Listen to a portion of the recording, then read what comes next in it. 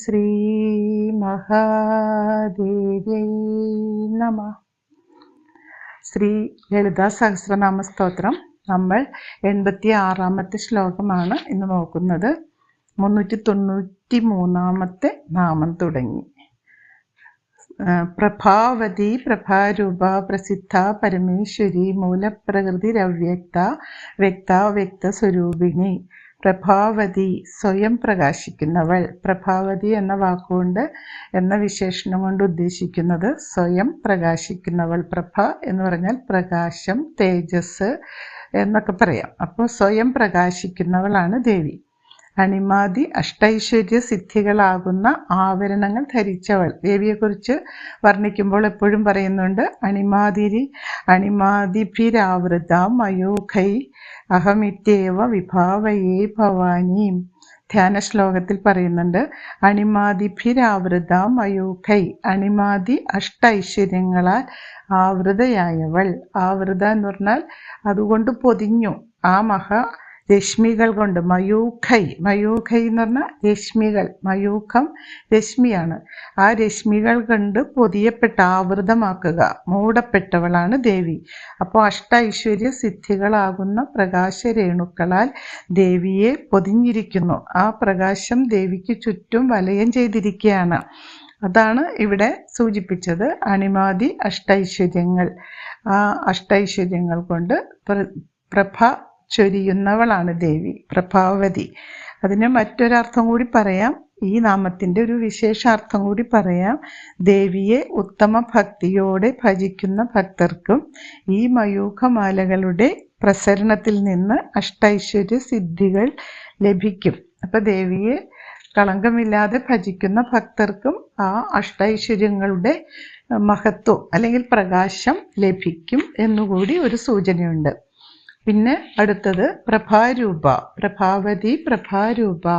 പ്രഭാരൂപ എന്ന് പറഞ്ഞാൽ പ്രഭ തന്നെ രൂപമായവൾ. പ്രഭ പ്രകാശം. ആ പ്രകാശം തന്നെ രൂപമായവൾ. ആ ചൈതന്യം, ആ തേജസ് തന്നെ രൂപമായവൾ. സൂര്യനിൽ നിന്ന് പ്രസരിക്കുന്ന പ്രകാശരശ്മികൾ സൂര്യൻ തന്നെ ആയിരിക്കുന്നത് പോലെ ദേവിയുടെ തേജസ്സിൻ്റെ പ്രഭാപൂരം ദേവി തന്നെയാണ്. അതാണ് ഇവിടെ ഉദ്ദേശിക്കുന്നത്. പ്രഭാരൂപ. ആ പ്രഭാരൂപം കൊണ്ടവളാണ് ദേവി. പ്രഭാരൂപ അണിമാദ്യ ദേവത സ്വരൂപമേവ യസ്യഃ. പ്രഭാരൂപ അണിമാതി അഷ്ടൈശ്വര്യങ്ങൾ കൊണ്ട് പ്രഭ ചൊരിയുന്ന ദേവത സ്വരൂപമേവ യസ്യ. ആ പ്രഭ രൂപം കൊണ്ടവളാണ് ദേവി എന്ന് സൗഭാഗ്യഭാസ്കരത്തിലും പറയുന്നുണ്ട്.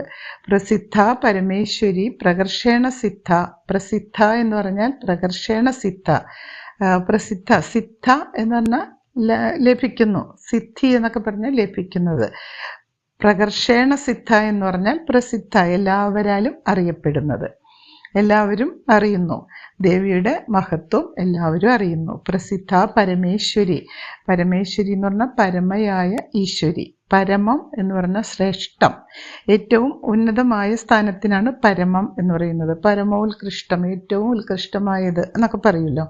അപ്പോൾ സർവശ്രേഷ്ഠയായ ഈശ്വരി, എല്ലാത്തിനും മഹത്വപൂർണയായ, എല്ലാത്തിനും ഉപരിയായ ഈശ്വരി. ഈശ്വരി എന്ന വാക്കിൻ്റെ അർത്ഥം ഭരണശ്രേഷ്ഠ എന്നാണ്. ഈ പ്രപഞ്ചത്തെ മുഴുവൻ ഭരിക്കുന്ന മഹാരാജ്ഞിയാണ്, ഭരണശ്രേഷ്ഠയാണ് ദേവി എന്ന് ലളിതാ സഹസ്രനാമത്തിൻ്റെ ആദ്യ ശ്ലോകത്തിൽ തന്നെ പറയുന്നുണ്ട്. ശ്രീമാതാ, ശ്രീ മഹാരാജ്ഞി, ശ്രീമത് സിംഹാസനേശ്വരി എന്ന് പറഞ്ഞാൽ പ്രപഞ്ചത്തിൻ്റെ മാതാവാണ്, പ്രപഞ്ചത്തിൻ്റെ രാജ്ഞിയാണ്. പിന്നെയോ സിംഹാസനേശ്വരിയാണ്. സിംഹാസനത്തിൽ ഇരുന്ന് ഭരണം നടത്തുന്ന ഭരണശ്രേഷ്ഠയാണ് ദേവി എന്നുകൂടിയാണ് അവിടെ സൂചിപ്പിക്കുന്നത്.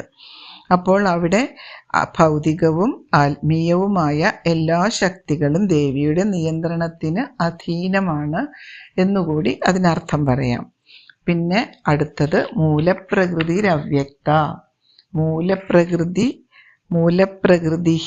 അവ്യക്ത. മൂലപ്രകൃതിരവ്യക്ത.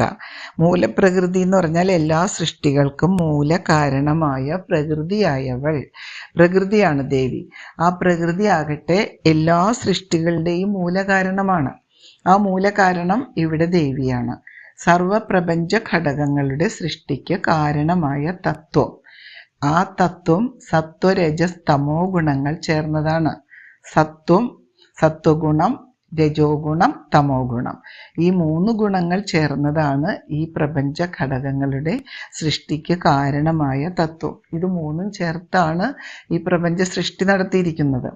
അപ്പോൾ പ്രപഞ്ച മാതാവും വേദമാതാവുമായ സരസ്വതിക്ക് മറ്റൊരു മൂലമില്ല, ഇനി വേറൊരു മൂലകാരണം ഇല്ല, ഒരു ദേവിക്കും ഇല്ല എന്ന് പറഞ്ഞാൽ ലളിതാ പരമേശ്വരി ദേവി തന്നെയാണ് മറ്റു ദേവതകളെല്ലാം ആയി മാറുന്നത്.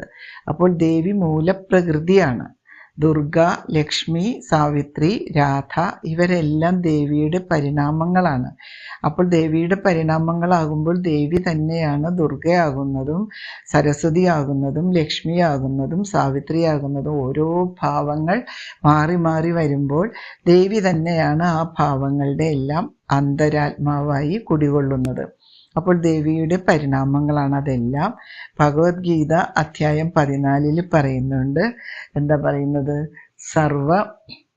സർവയോനിഷു കൗന്ദേയ മൂർത്തയ സംഭവന്തി യാഹ താസാം ബ്രഹ്മ മഹത് യോനി അഹം ബീജപ്രദ പിതാ. അതിൻ്റെ അർത്ഥം എന്താണെന്ന് വെച്ചാൽ 4ാമത്തെ ശ്ലോകം 14ാം അധ്യായത്തിൽ 4ാമത്തെ ശ്ലോകത്തിൽ പറയുന്നത്, സർവയോനിഷു കൗന്ദേയ, എല്ലാ കുന്തിപുത്രനായ അല്ലയോ അർജുന, നാനാപ്രകാരത്തിലുള്ള അനേകം ജീവജാലങ്ങൾ, സർവയോനിഷു അനേകം ജീവജാലങ്ങൾ ജന്മമെടുക്കുന്നുണ്ട്. അവയെല്ലാം ഗർഭം ധരിക്കുന്ന അമ്മയാണ്. അവയെല്ലാം ഗർഭം ധരിക്കുന്ന അമ്മയാണ് പ്രകൃതി. ഞാനാകട്ടെ, ഭഗവാൻ പറയുകയാണ്, ഞാനാകട്ടെ ഗർഭപാത്രത്തിൽ ബീജം നിക്ഷേപിക്കുന്ന പിതാവുമാണ്. അപ്പോൾ പ്രകൃതി പുരുഷന്മാർ സമസ്ത ജഗത്തിനും മാതാപിതാക്കന്മാരാകുന്നു. പ്രകൃതിയും പുരുഷനുമാണ് ഈ പ്രപഞ്ചത്തിന് മുഴുവൻ മാതാപിതാക്കൾ ആയി കുടികൊള്ളുന്നത്. അതാണ് ഇവിടെ പറയുന്നത്. ഗർഭപാത്രത്തിൽ അങ്ങനെ പുരുഷൻ ഗർഭപാത്രത്തിൽ ബീജം നിക്ഷേപിക്കുന്നു. അമ്മയായ ദേവി തന്നെ ഈ പ്രപഞ്ചത്തിലെ ജീവാത്മാക്കളുടെ എല്ലാം അവയെ ഉൽപ്പാദിപ്പിക്കുന്ന ഗർഭപാത്രത്തിൻ്റെ ഉടമസ്ഥയായി അമ്മ സ്ഥിതി ചെയ്യുന്നു. അപ്പോൾ പുരുഷനും സ്ത്രീയും അത് രണ്ടുമാണ് പരമാത്മാവും പരാശക്തിയും. അതാണ് ഇവിടെ പറയുന്നത്. സമസ്ത ജഗത്തിനും മാതാപിതാക്കളാണ് പരമാത്മാവും പരാശക്തിയും.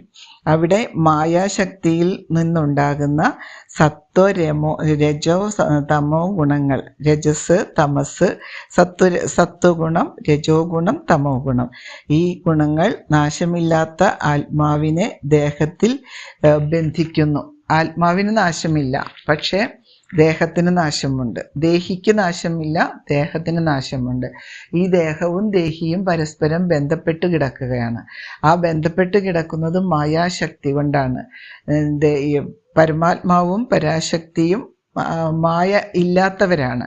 പക്ഷേ അവർ തന്നെ സൃഷ്ടിക്കുന്ന ആ മായാശക്തി കൊണ്ട് സർവ്വജീവജാലങ്ങളും ദേഹവും ദേഹിയും തമ്മിൽ ഒരുമിച്ച് കൂടിച്ചേർന്ന് ആ കർമ്മബന്ധങ്ങളുടെ അത് അവസാനിക്കുമ്പോൾ ആ ദേഹം ദേഹിയെ വിട്ട് പോകുന്നു.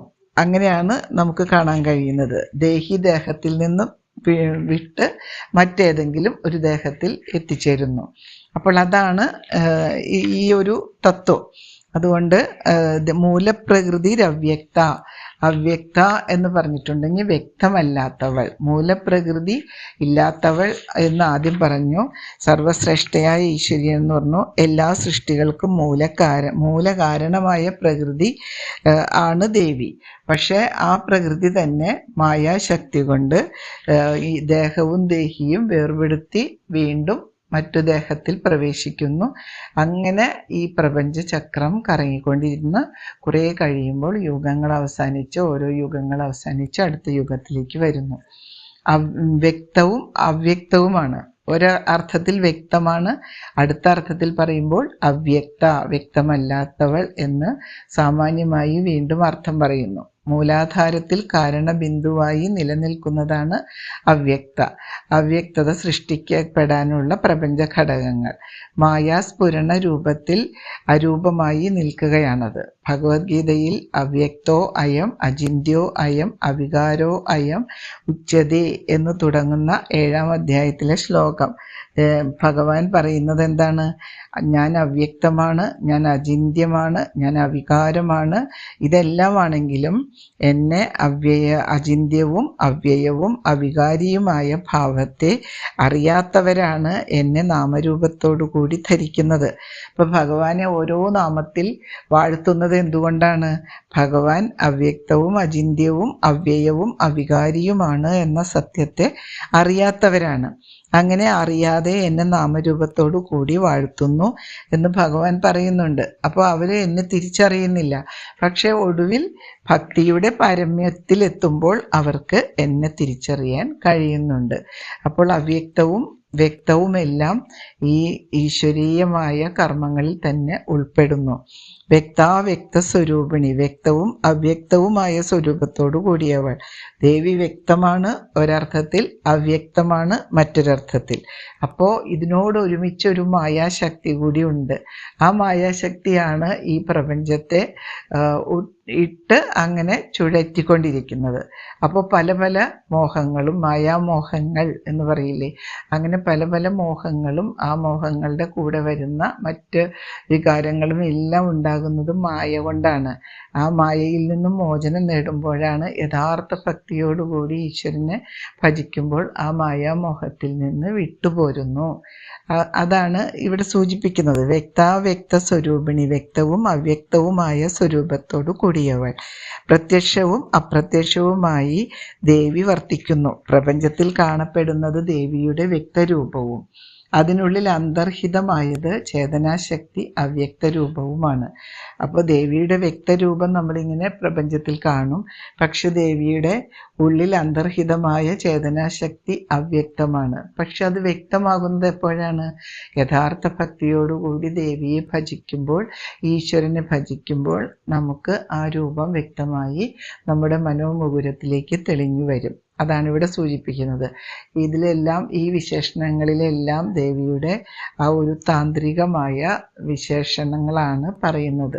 ബാഹ്യമായ ലൗകികമായ വിശേഷണങ്ങൾ ആദ്യം നമ്മൾ ദേവിയുടെ രൂപം നമ്മുടെ മനസ്സിൽ കുടികൊള്ളാൻ വേണ്ടി ബാഹ്യ സൗന്ദര്യത്തെ വർണ്ണിച്ചു, അതുപോലെ തന്നെ ബാഹ്യമായ അലങ്കാരങ്ങളെക്കുറിച്ചൊക്കെ വർണ്ണിച്ചു.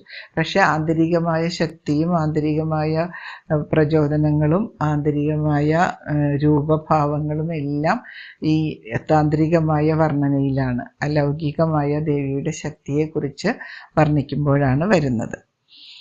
അടുത്ത ശ്ലോകത്തിൽ നമുക്ക് അടുത്ത അർത്ഥത്തിലേക്ക് കടക്കാം.